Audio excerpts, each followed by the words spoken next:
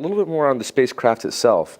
You showed several different configurations during your presentation, but something that was common with all of them is that the launch abort system seemed to be remaining on the capsule while they're in space. Is that true, or are you going to... No, actually that's not true.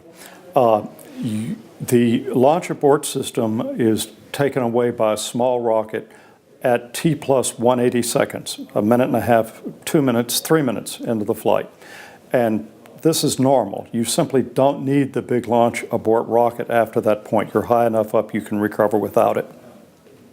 Now, with the service module, are you developing new hardware for the service module, or is it based at all on the old TKS service module? No. Our service module is not based on the Russian TKS system. It's based on the European Astrium-designed ATV system, which recently has docked with the space station.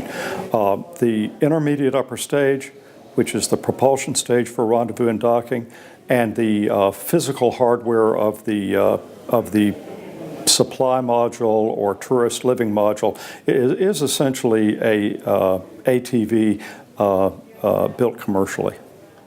Now, who will be supplying or building the habitation module for tourist versions? Well, that's a good question, because we're working with ATK for the design, but we have spoken to MDA of Canada.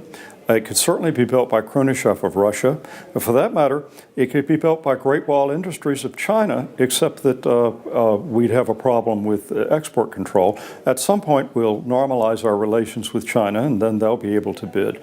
But right now, we think it'll probably come from Astrium. Interesting.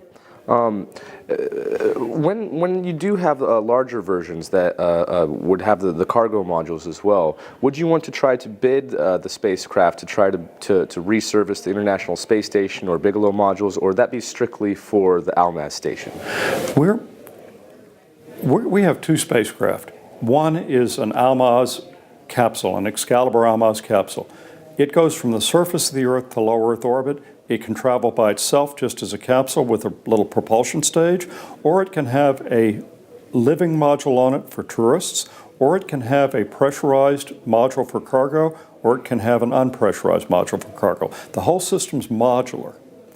So I believe that we're going to be using all of those different systems. The NASA requirements can be met by our cargo system. But right now there is no contract open to sell to NASA.